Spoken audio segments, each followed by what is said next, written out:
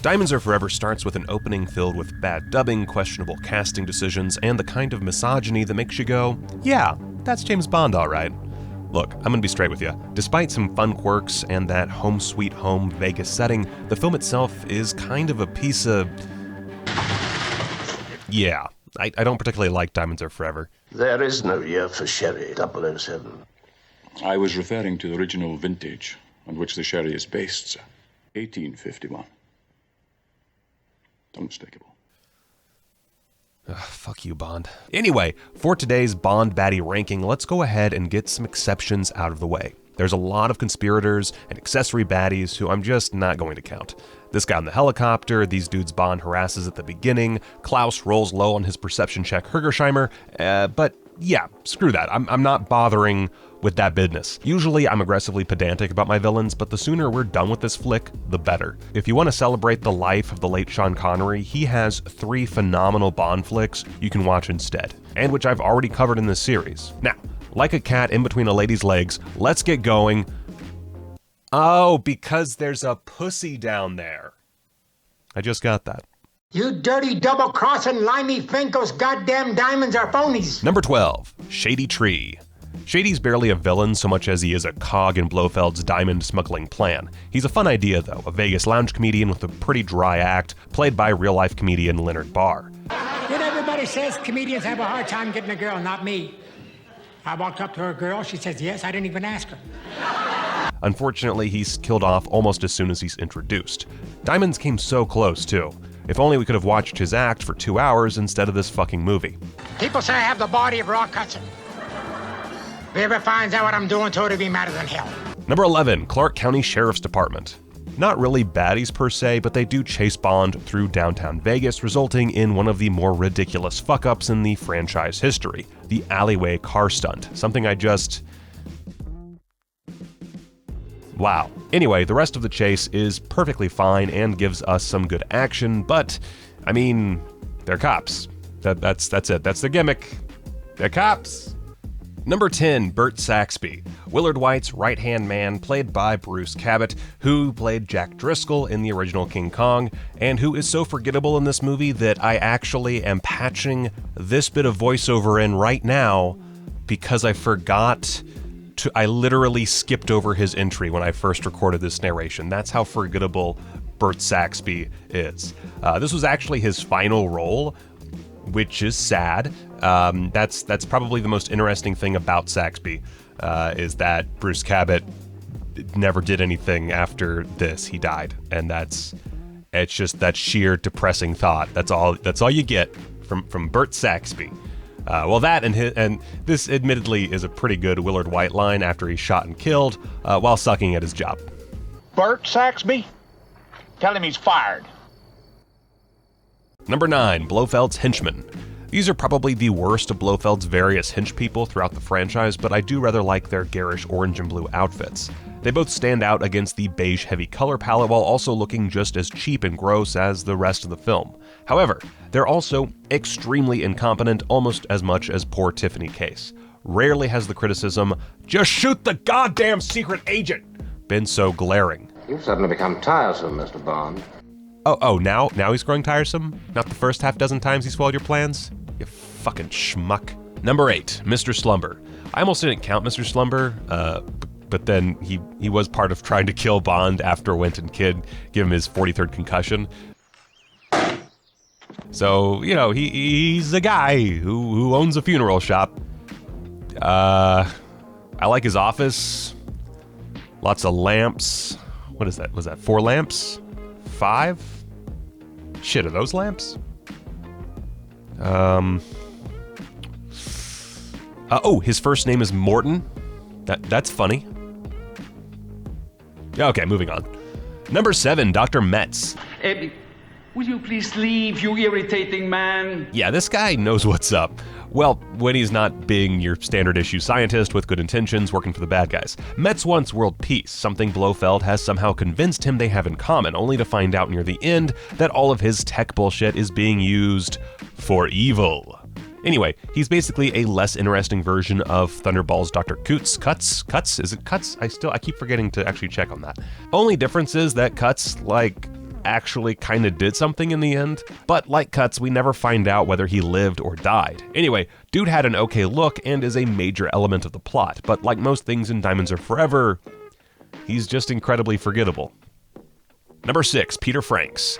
Franks is sort of a less interesting take on the classic big blonde henchman, but credit where credit is due, he gets one of these standout fights with Bond in Diamonds Are Forever, all of it taking place inside an old rickety elevator. It's a fun scene and leads to the odd decision to make James Bond famous, at least in the criminal underworld. My God, you just killed James Bond! In the end, though, his corpse plays a bigger role than he does. Number 5, Security Boys. These guys are probably most notable for chasing Bond through a moon set, wherein the producers, I guess, decided to go full NASA truther for some reason, and then drive extremely impractical cars through the Nevada desert while Bond escapes in a moon rover. It's just as stupid as it sounds. They also come in all-terrain variants. Look at their fun bikes! Oh, good. James is riding one, and... oh, it looks so stupid. Actually, we do get a surprise stunt from Connery thanks to these guys, which you wouldn't expect from a dude dragged back into the franchise like this. Man, Connery was so cool. Number 4, Bambi and Thumper. What a weird concept. Yeah, let's have 2 sexy bikini-clad henchwomen take on Bond. We'll name them after a famous Disney deer and his rabbit friend. Gotta appeal to the elementary schoolers somehow, I guess. I really don't like Bambi and Thumper. However, they are actual baddies and not just rando henchmen or lame side characters with vaguely villainous intentions, so they get relatively high marks. They're also distinctive and some of the only memorable antagonists in the film. So, you know, faint praise.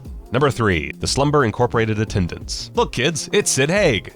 These 3 heavies are pretty standard issue mobsters, although credit where credit's due, they're a better take on the concept than what we got in Goldfinger.